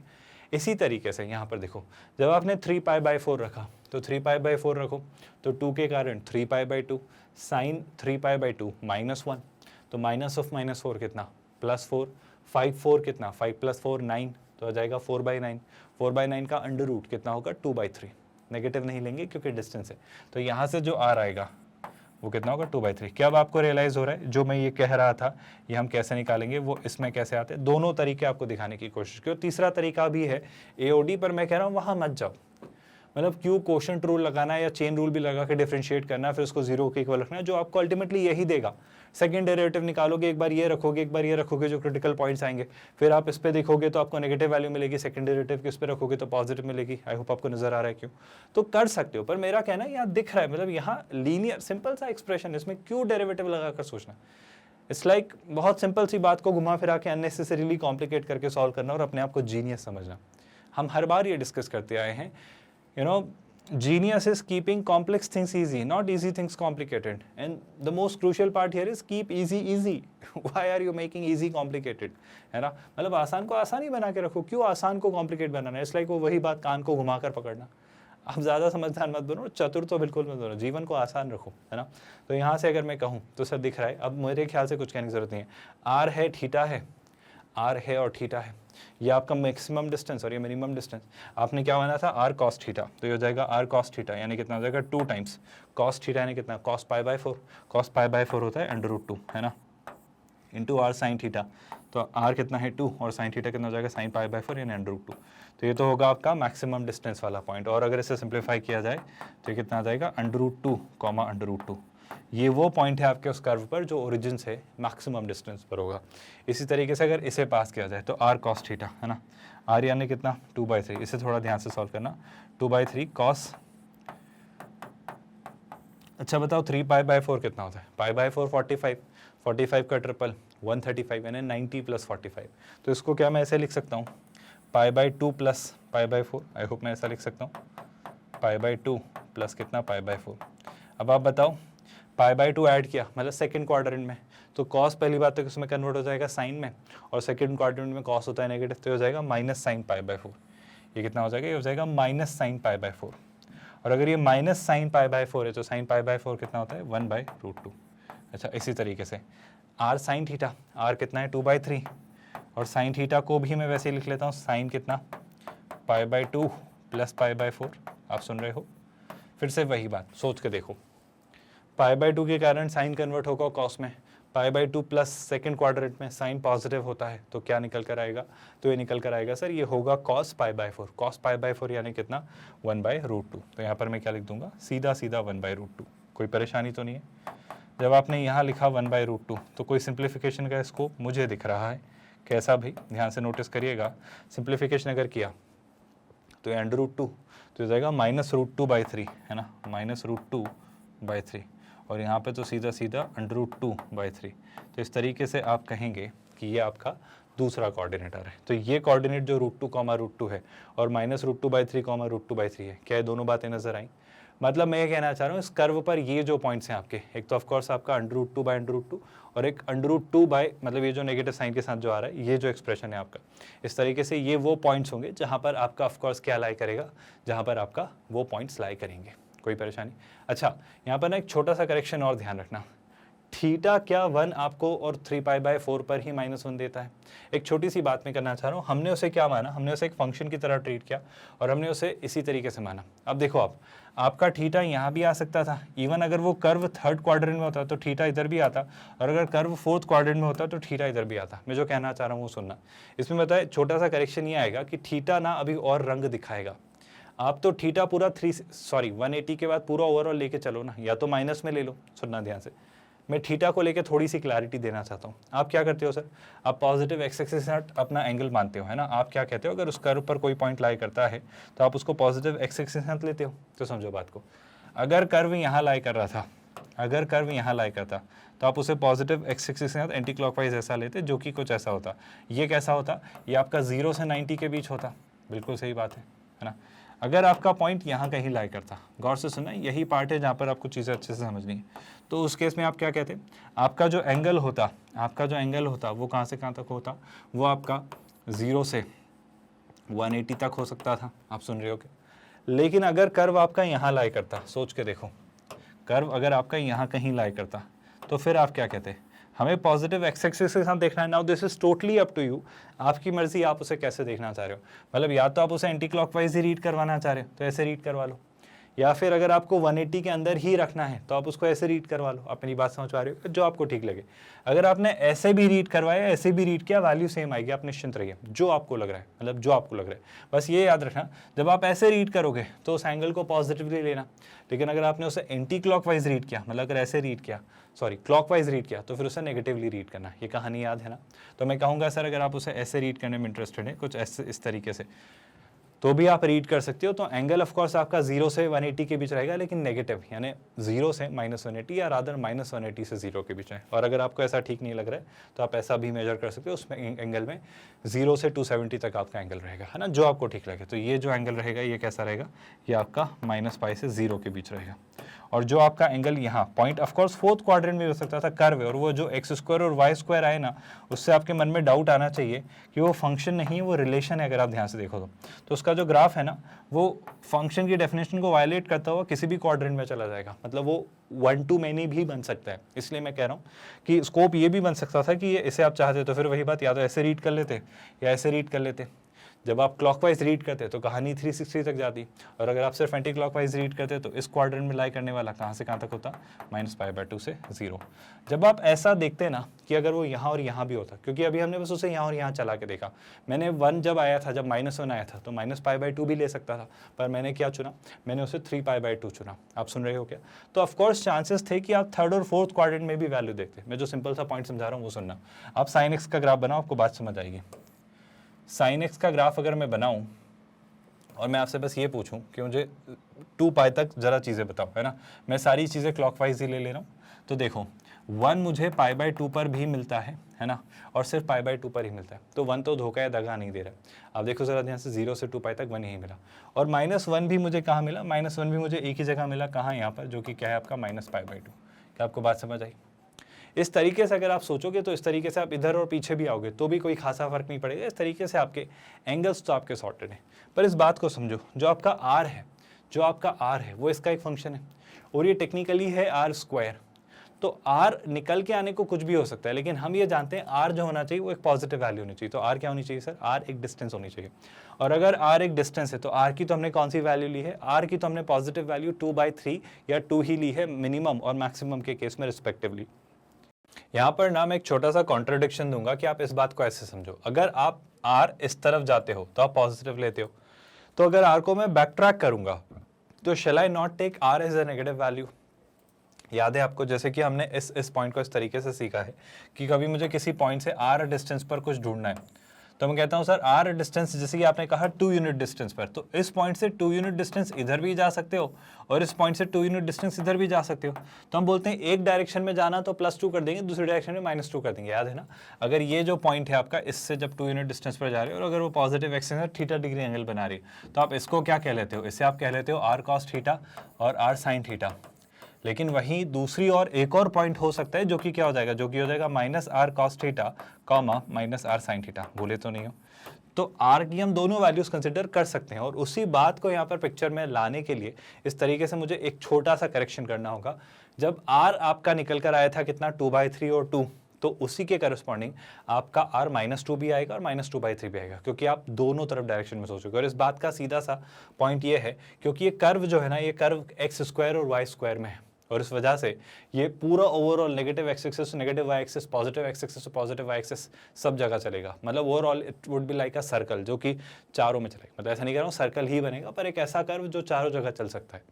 और इस वजह से मुझे कहीं अगर इधर दिखेगा तो इतना ही इधर भी दिख सकता है। मतलब ये कर्व ऐसा नहीं है, ये कर्व हो सकता है कहीं कुछ घूम के ऐसे भी जा रहा हो। मेरी बात आप समझ रहे होगे? तो इतना इधर भी दिख सकता है, इतना इधर भी दिख सकता है, इतना इधर भी। सिमेट्री मुझे दिखेगी। आप सिमेट्री टर्म समझते हो ना? सिमेट्री का मतलब क्या होता है? सिमेट्री का सीधा सीधा मतलब है अगर मैं x को -x से या y को -y से या x और y को आपस में y और x से रिप्लेस करूँ तो भी मुझे फंक्शन ऐसा कैसे ही दिखेगा। आप खुद देखो, उल्टा -x और -y से तो नहीं दिखेगा, इवन और ऑड वाला फर्क आएगा। लेकिन आप x को y और y को x से रिप्लेस करो तो x एक्सिस और y एक्सिस के रिस्पेक्ट में सिमेट्रिकल है। आपको याद आई ये बात? और इस बेसिस पे मैं कहूँगा कि इस कर्व में एक छोटा सा करेक्शन ये होगा कि डिस्टेंस वाइज भले ही r एक पॉजिटिव वैल्यू हो, पर r आगे भी जा सकते हो और r यूनिट पीछे भी जा सकते हो। तो 2 यूनिट या तो आगे जाओगे या 2 यूनिट पीछे जाओगे। 2/3 यूनिट या तो आगे जाओगे, 2/3 यूनिट पीछे जाओगे, दोनों बात निकल कर आएंगी। तो अगर आपने r की वैल्यू 2 ली है और ये कोऑर्डिनेट आए हैं तो r की वैल्यू आप -2 भी लोगे, और उस केस में आपके -√2 और -√2 ये वाला पॉइंट भी आएगा। क्या आपको ये बात समझ आई? और उसी तरीके से अगर r की वैल्यू 2/3 लेने पर ये कोऑर्डिनेट आए हैं तो एक और कोऑर्डिनेट ये भी आएगा, इसका अपोजिट, यानी कि क्या, √2/3 -√2/3, and that's why you will not get just 2 answers. आप इसके 4 आंसर्स पाएंगे, पहला आंसर, दूसरा आंसर, तीसरा आंसर और चौथा आंसर। समझ आ रहा है क्यों? तो अगर ये MSQ में आ जाए, एक से ज़्यादा ऑप्शंस करेक्ट और आप 2 ही मार्क करके आएंगे तो आपको गड़बड़ पेश सामना करना पड़ेगा। आपको ये और ये भी मार्क करना पड़ेगा। क्या आपको बात समझ आई कि क्यों ऐसा किया जा रहा है? कन्फ्यूजन तो नहीं है? आई होप एक एक स्टेटमेंट क्लियर और बहुत क्लैरिटी के साथ ये पार्ट आपको समझाने की कोशिश की जा रही है कि कैसे इसका एक कंप्लीट आंसर आप होलिस्टिकली मार्क करेंगे। Well, here comes your first question for the day. आपका आज का पहला असाइनमेंट क्वेश्चन, ध्यान से सुनना, मज़ेदार क्वेश्चन है। एक प्राइवेट टेलीफोन कंपनी है जो कि एक स्मॉल कम्युनिटी को सर्व कर रही है, मेक्स अ प्रॉफिट ऑफ 12 रुपये पर सब्सक्राइबर। मतलब अगर एक सब्सक्राइबर उनको मिलता है तो उनको 12 रुपये मिलते हैं। अच्छी बात है। इफ इट हैज़ 725 सब्सक्राइबर्स, है ना, it decides to reduce the rate by a fixed sum, है ना, अगर इसके पास इतने सब्सक्राइबर आ जाते हैं या हैं तो अपना वो जो रेट है वो एक फिक्स वैल्यू से वो रिड्यूस करने का अपना वो कर रही है रेट, है ना। अच्छा, फॉर ईच सब्सक्राइबर ओवर 725 के बियॉन्ड अगर सब्सक्राइबर जाते हैं तो वो जो प्रॉफिट है they are there by reducing the profit by कितना 1 पैसे पर सब्सक्राइबर। सुन रहे हो आप लोग? Thus there will be a profit of 11.99 on each of the 726 subscribers. क्या पॉइंट आपको समझ आया? Rupees 11.98 on each of the 727 subscribers. और इस तरीके से निकलता चली जाएगी कहानी, एक एक पैसा घटेगा।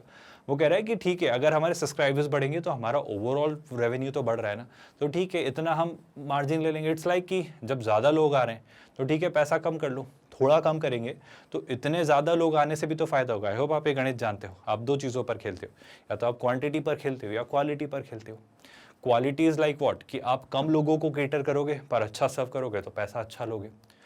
क्वांटिटी इज लाइक कि आपकी क्वालिटी थोड़ी सी चीप हो सकती है, थोड़ी सी इकोनॉमिकल हो सकती है, पर आप मास को केटर करोगे और उस वजह से आप क्या करोगे, उस वजह से आप इतने बड़े ऑडियंस को अगर केटर करोगे तो अपने आप प्रॉफिट अच्छा आना तय है। दोनों तरीके आपके। जब आप मास को थोड़ी सी चीप क्वालिटी पर केटर कर रहे हो तो ऑफकोर्स उसमें आप क्या ज़्यादा मास क्रिएट कर रहे हो और उस वजह से आपको अच्छा पैसा आ रहा है। या फिर आप क्वालिटी इंश्योर कर ले रहे हो, आपने अच्छे से चीज़ें बनाई तो ऑफकोर्स लोग भले ही कम है पर आपने पैसा अच्छा लिया। तो दोनों तरीके से। तो आपने क्या कहा कि पहले हम कम लोगों को केटर कर रहे थे तो इस रेट पर हम केटर कर रहे थे, पर हमने कहा अगर हमने ये एक डिसाइडेड लेवल अचीव कर लिया तो उसके बाद अगर हम बढ़ाएंगे तो हम एक काम करेंगे, एक एक पैसा पर सब्सक्राइबर कम करते चले जाएंगे, है ना। इस तरीके से वो ये कह रहा है, सुनना। What is the number of subscribers which will give the company the maximum profit? कि सर कायदे से इसके बियॉन्ड गया तो उल्टा नुकसान होगा, इसके पहले भी रहा तो नुकसान होगा, पर आइडियली अगर इतने सब्सक्राइबर्स रहे तो मेरा फायदा ही फायदा, मतलब मेरा प्रॉफिट पीक पर होगा, मैक्सिमम होगा। आई होप आपको बात समझ आ रही है, क्योंकि आपकी इन्वेस्टमेंट कॉस्ट और काफ़ी कुछ इन्वॉल्व है उसमें, राइट। तो आपको वो चीज़ निकालनी है कि ओवरऑल किस मोमेंट पर मैं जो है मैक्सिमा अचीव या अटेन होगा। तो आपको पहले तो एक फंक्शन बनाना है। इक्वेशन आपको दिख रही होगी कि कैसे बनेगी। फंक्शन बन जाने के बाद फिर वही कहानी, derivative, maxima, minima, critical points, और फिर कुछ कहने की शायद मुझे ज़रूरत नहीं है, आप जानते हो एग्जैक्टली क्या करना है। इस क्वेश्चन का जो ट्रिकी पार्ट है वो यही कि क्या आप इक्वेशन बना पा रहे हैं। मैंने थोड़ी बहुत कोशिश की है क्वेश्चन समझाने की, आप खुद से इस डेटा को थोड़ा क्रैक करेंगे। मल्टीप्लिकेशन एक लीनियर इक्वेशन ही बनेगी, बस मल्टीप्लिकेशन होगा कुछ एक्सप्रेशन का, पॉइंट ये पैसे वाला, आपको दिख जाएगा कि प्रॉफिट कैसे जनरेट हो रहा है। कोशिश करना, अब आप इतना मैथ्स जानते हैं कि आप इसे बना लें। अगला सवाल सुनिएगा ध्यान से। एक फिगर है जो कि बाउंड हो रहा है curve y is equal to x square plus 1, ये आपका पहला कर्व, ठीक है सर। दूसरा y is equal to 0, x is equal to 0 and x is equal to 1। यह तो आपका सीधा सीधा एक पैराबोला है, यह आपका x एक्सिस है, यह आपका y एक्सिस है, और ये आपकी एक लाइन है x एक्सिस के, सॉरी y एक्सिस के पैरेलल, जो x एक्सिस पर 1 से पास होती है। At what point A comma B, मैं कहूँगा पहले तो इस कर्व को विजुलाइज कर लेना, इस रीजन जो बाउंडेड रीजन है इसे विजुलाइज कर लेना कि एग्जैक्टली ये कैसा बनेगा। दूसरी बात, आप वॉट पॉइंट, जब ये ए कॉमा बी पूछ रहा है, should a tangent be drawn to this curve for it to cut off a trapezium of greatest area of the figure. मेरा यकीन करिए एग्जैक्टली ऐसे ही क्वेश्चंस, कुछ थोड़े मोटे सिग्निफिकेंट चेंजेस के साथ, बट लगभग ऐसे क्वेश्चंस हमने किए हैं। आप थोड़ी कोशिश करना, एक लाइन उठाना जो कि आपने टेंजेंट बनाई है, और टेंजेंट को लेकर आई होप मुझे कुछ कहने की जरूरत नहीं।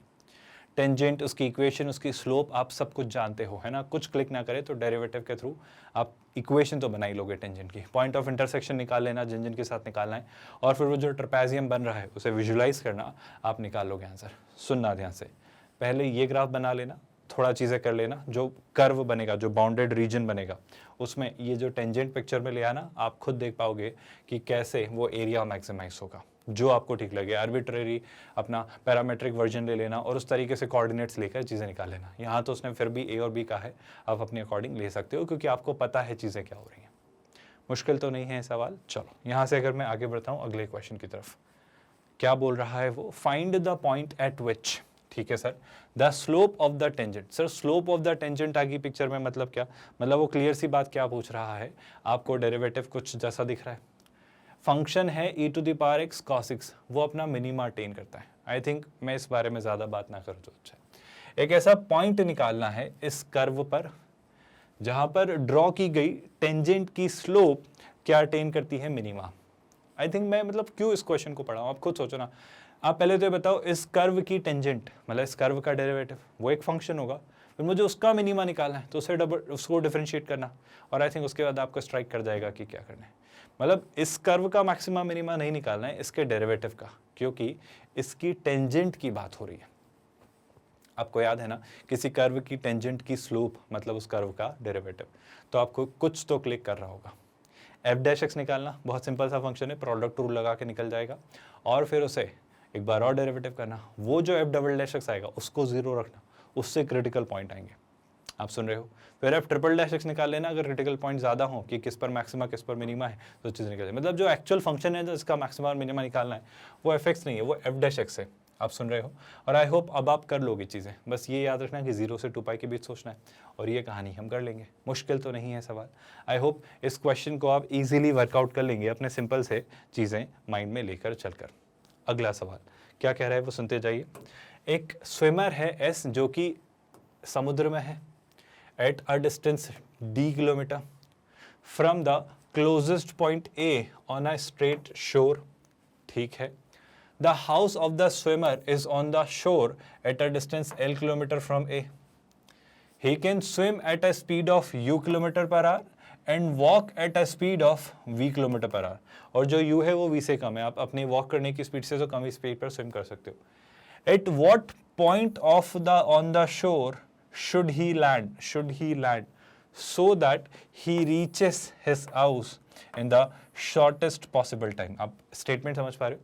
मतलब टेक्निकली वो ये जानना चाह रहे हैं कि वो कितना चले और कितना तैरे। ऑफ कोर्स इस बात में फ़र्क है ना, एक मोमेंट तक आप चल ही सकते हो, वहाँ मतलब ज़मीन पे आप तैरोगे नहीं, और एक मोमेंट ऐसा होता है जहाँ आप सिर्फ तैर ही सकते हो, चल नहीं सकते हो, क्योंकि आपकी हाइट से नीचे डेप्थ में पानी होगा।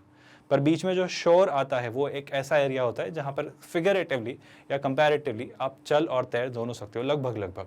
ऐसा नहीं कर रहा हूँ बिल्कुल ही, पर हाँ, तो वो यही मोमेंट पूछना चाह रहे हैं कि वो क्या एरिया हो, क्या पॉइंट हो जहाँ पर आप क्या करो सर, जिस मोमेंट पर आप इस तरीके से निकल जाओ कि वहाँ पर आप क्या कर दो, at what point on the shore should he land, कि किस पॉइंट पर वो स्विम करने के बजाय क्या करने लग जाए भाई, पैदल चलने लग जाए, ताकि उसकी स्पीड ज़्यादा हो और फाइनली वो कम से कम वक्त में ओवरऑल अपनी डिस्टेंस ट्रैवल कर पाए। क्या बात आपको समझ आ रही है?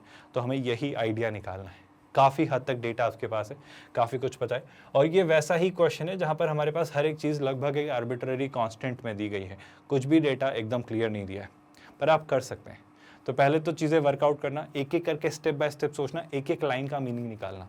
आप वर्कआउट कर लेंगे, जैसे हमने वो पेट्रोल बर्न्ट वाला क्वेश्चन किया था, एग्जैक्टली वैसे ही कुछ चीज़ें सोचनी है, बस इक्वेशन बनाने के लिए थोड़ी सी अलग तरीके से मेहनत लगेगी। क्या आप ये कर लेंगे? अगर ये बात समझ आई है तो आगे बढ़ते हैं नेक्स्ट पार्ट पर। वो क्या कह रहा है, एक पॉइंट है P is given on the circumference of a circle of radius R, है ना, chords QR are parallel to the tangent P, है ना, determine the maximum possible area of triangle PQR। ठीक है सर, मैंने इससे पहले पिछले ही क्वेश्चन में अटका हूँ, मैं आपको पहले थोड़ा और उसे समझा देता हूँ, क्योंकि मुझे लग रहा है ना आप थोड़ा कंफ्यूज हो जाओगे, तो इसको लेकर थोड़ी सी क्लैरिटी देता हूँ कि एग्जैक्टली सिनेरियो क्या बनेगा वो समझो। देखो क्या हो रहा है, this is let's say imagine the shore, है ना, ये वो आपका क्या है, शोर, है ना। अब समझना बात को, आपके पास क्या वो पॉइंट दिए वो समझना, जैसे वो समुद्र में है और उसका ये स्ट्रेट इस पॉइंट से ऐसी कोई डिस्टेंस पर, देखना सुनना बहुत अच्छे से समझना, चीज़ें आपको क्लियर होंगी। देखो एक स्विमर है एस सी में जो कि एक डी डिस्टेंस है, कहाँ से, from the closest point a straight line शोर। तो क्या कह रहा है वो, ये आप यहाँ पर इस शोर पर एक पॉइंट है ए, जहाँ से ये आपका स्विमर है, और ये जो डिस्टेंस है कितनी है डी। अब सुनना फिर क्या हो रहा है, the house of the swimmer is on the shore at a distance L from A. तो ए से ही शोर पर ही आपका घर है और यहाँ से एल डिस्टेंस पर आपका घर है। तो ए से अगर आप एल डिस्टेंस गए लेट्स से यहाँ कहीं, तो आपका क्या निकल कर आता है, यहाँ पर आपका घर है ना। तो ये उसका हाउस है लेट्स से एच, और जिसकी डिस्टेंस कितनी है, जिसकी डिस्टेंस है एल। क्या ये बातें समझ आ रही हैं? कन्फ्यूजन तो नहीं है कुछ अभी? अब वो ये कह रहा है, सुनना, शायद मैंने आपको कंफ्यूज कर दिया, मुझे लगा मैंने शायद कुछ इंटरप्रेशन गलत तो नहीं दिया, तो मैं इस पर क्लैरिटी आपको देना। अब आपके पास 3 रास्ते हैं, सिंपल सा 3, मतलब हैं तो बहुत सारे, पर मैं 3 रास्तों पर बात कर रहा हूँ, वो समझेंगे। देखो एक रास्ता क्या हो सकता है, आप ऐसे जाएं और ऐसे जाएं, सुन रहे हो। एक तरीका क्या हो सकता है, कोई समझदार कहे कि सर शॉर्टेस्ट पाथ तो डायरेक्ट होता है ना, आप इसको इससे ज्वाइन कर दो। तो अगर एस से एच पर गए तो क्या दिख रहा है सर, जब आप एस से एच पर जाओगे तो आप पूरे तरीके से स्विम करके जा रहे हो, तो बीच में थोड़ा, अगर आप बीच में इसके बजाय अगर आपने इसको ऐसे चुनने के बजाय ऐसे चुना होता कि इससे आप डायरेक्ट टच पर नहीं जाते, बीच में कहीं लैंड कर जाते और फिर आप वॉक करके चले जाते, तो भी तो एक तरीका था। तो दो तरीके, पहला तरीका क्या, आप स्विम करें और फिर वॉक करें, जो कि मेरे ख्याल से लॉन्गेस्ट है। कोई कहेगा कि सर आप पूरा स्विम कर लें, तो मैं कह रहा हूँ मान लिया आपकी बात, वाजिब है, देख लेंगे, पर एक तरीका ये भी तो है कि आप थोड़ा स्विम करें और थोड़ा वॉक करें, आप स्विम करके यहाँ तक आ जाएं और फिर आप वॉक करें। मैं कह रहा हूँ इस सिनेरियो को मानकर चलना, मैं कह रहा हूँ इसको सॉल्व करने के लिए इस सिनेरियो को मानकर चलना, कुछ चमकेगा आपको, कुछ समझ आएगा।